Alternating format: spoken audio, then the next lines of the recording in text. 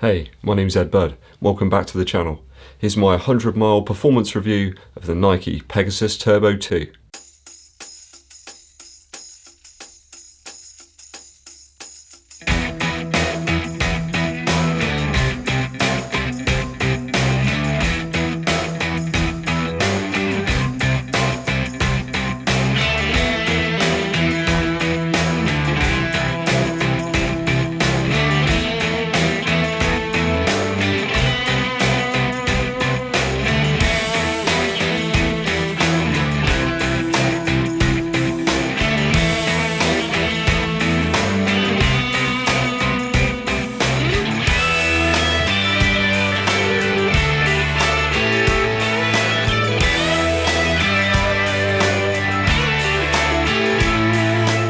So I've just hit 100 miles in this fantastic shoe.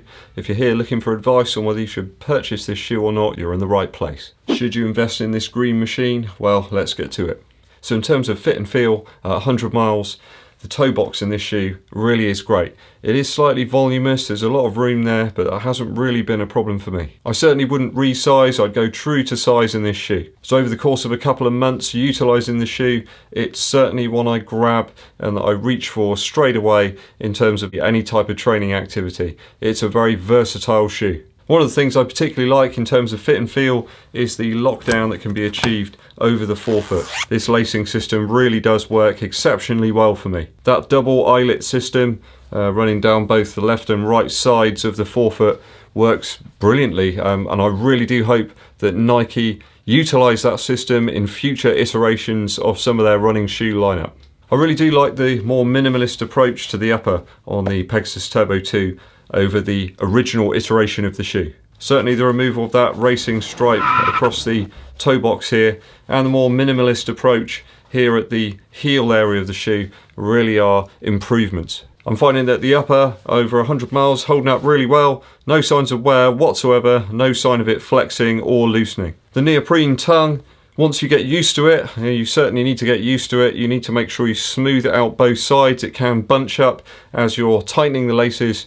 Once you got used to that, it really does feel great. You just don't notice it while you're running. It's thinner certainly than the one on the previous iteration of the shoe, but it does its job and it does the job very well. At 100 miles, I feel that the upper has done really well over wet, dry and humid conditions. The lion's share of my training has been on road and pavements, though I have used the shoe on some compacted dirt and soil trails and also on some grass, and it held up okay on those surfaces as well. I went for a UK size 11 here, so that equates to a US size 12. I find that I do tend to prefer using a slightly thicker sock. I use my Stance socks with these shoes rather than the thinner Nike racing socks that I've got. That's mainly a preference thing really, it just feels really great with that slightly thicker sock, and I certainly wouldn't recommend resizing, going up or down half a size really. I don't think you need to with this shoe. It's a very comfortable shoe in terms of the upper. When you first slip your foot into it, it really does feel like a premium shoe. The upper's very light. The upper's very breathable too. I've had no major issues whatsoever. It's one of the most comfortable training shoes that I own, and that's saying something. So I think overall, in terms of the fit and feel of the upper, I give it a 9 out of 10. Excellent comfort. The weight has been relieved over the previous iteration, and the fit is good. No real complaints for me at all at 100 miles with the Pegasus Turbo 2. So moving on to midsole and outsole wear. So I'm seeing typical signs of creasing on the midsole of the Pegasus Turbo 2 as on the previous iteration of the shoe. That creasing in the midsole hasn't really affected the responsiveness of the foam materials whatsoever, and I don't think it's had a negative impact at all on the comfort of the shoe. This certainly is a shoe for neutral runners. I would not advise this shoe for those who overpronate. I know a local runner did try out the Pegasus Turbo 1, the first iteration of the shoe, and after about 35 miles found some incredible wear actually on the outsole. It's certainly not the shoe for them. When they had their running gait analysed, they did find out that they do overpronate and they went for a more structure-based shoe. So certainly one only for neutral runners. I've found that this midsole combination works incredibly well for me, the React and the Zoom X together in that sandwich. It really shines at higher paces for me of around 7 minutes per mile through to around 7:30 for interval sessions and fartlek work. It really is unmatched for me. It's what I'm reaching for every time. The React in the midsole is very durable, still feels exactly the way it was straight out of the box, and the Zoom X is certainly working to help reduce fatigue after the more strenuous training exercises that I've been doing. The midsole to me doesn't feel too soft, although I have noted that some runners do really find the Pegasus Turbo line just too soft for them. I'm quite a slight chap. I weigh about 11.5 stone, so perhaps the weight thing there for me, I don't feel like I'm sort of squashing down into the midsole at all. I'm kind of just sitting right on top of it, and this shoe feels perfect for that. I found that the traction on the bottom of the shoe, on the outsole, works really well for me, certainly in terms of road and pavement, where I'm doing the majority and the bulk of my training. Those rubber hexagonal pads on the outsole really help to give good grip and push off through the gait cycle. I'm only seeing very slight wear on the very front section of the outsole. The rest of the outsole looks pretty much untouched. There's a tiny bit of wear there, but you really have to look for it. So very impressed with that up to now at 100 miles. People often talk about this shoe and say, you know, it's a pavement shoe, it's a road shoe. I keep seeing loads and loads of video of very high profile runners over in Kenya running at altitude, using these shoes on dirt roads, on compacted soil roads there. So this shoe can handle those things. I think we've got to move away from thinking this shoe's for this shoe's for that. I think you can use a lot of these running shoes for various different types of training, and we shouldn't pigeonhole them too much.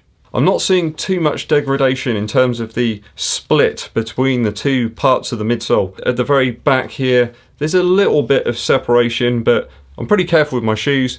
I make sure I always take them off in a sort of normal way rather than kicking them off with the back of my feet. I'm very conscious to try to improve their longevity and their lifespan. So taking all of that into account, I think I'll probably give the Pegasus Turbo 2 an 8.5 out of 10 in terms of current midsole and outsole wear. So there's no getting away from the fact that this is an expensive shoe.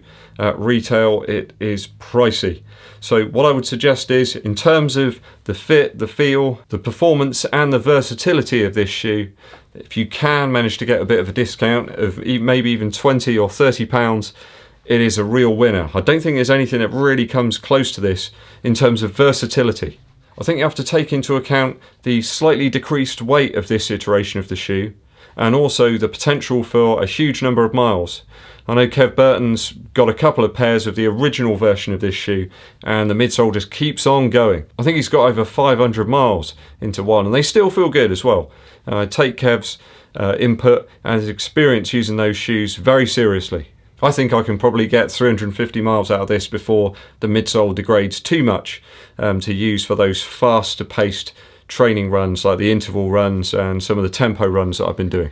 I've read a lot of reviews about the Pegasus Turbo 2. Some people have used it for 20-30 miles or something like that, and they've come to the conclusion that they don't really feel that the extra money that you would have to invest in getting the Pegasus Turbo 2 over the Pegasus 36 is worth it. I've got to disagree there. They are totally different shoes in my experience. I've got 100 miles in both of those shoes, and I'll tell you now, they are very, very different. Perhaps if you're just running sort of slower paces, 8 minutes 30 per mile and slower, then go for the Pegasus 36. You'll be really happy with that shoe. It's a fantastic shoe. But I think for higher paces, greater distance and higher frequency of miles, the Zoom X in the midsole of the Pegasus Turbo 2 will undoubtedly give you less fatigue and help in terms of recovery. So I understand this is an expensive shoe. In terms of value though, I think it does a lot of stuff and it does a lot of things very well. So I'm going to give a 7.5 out of 10 for value. I think when you purchase any training shoe, certainly with some of the huge range of running shoes at the moment, you've got to think about versatility. And for me, this does loads of things, and it does loads of things very, very well. Obviously, there's loads of cheaper options out there. If you're looking for something that's going to do recovery and easy miles, go for some Beacon version 1s or something like that. You can pick them up for 45, 50 pounds, and they'll do very, very well. But if you're looking for a shoe that can do a range of different training activities and types and handle them all well, I think the Pegasus Turbo 2 really is a great shoe and fits in that category right up near the top. So overall, I'm going to give this one a 9 out of 10. It really has been a fantastic shoe thus far at 100 miles, and looking forward to the next 100 or next 200 miles. I'll update you and see how I feel. I don't think I'm going to change my mind, but I always keep an open mind. So we'll see how this shoe progresses over the next couple of 100 miles. Thanks for watching, you guys, and making it through to the very end of the video. Please comment below if you own the Pegasus Turbo 2 or you're thinking about purchasing it and adding it to your shoe rotation. Make sure you hit that subscribe button and click the bell for notifications when new videos are launched. Hit that like button. My name's EDDBUD, and I'll be seeing you.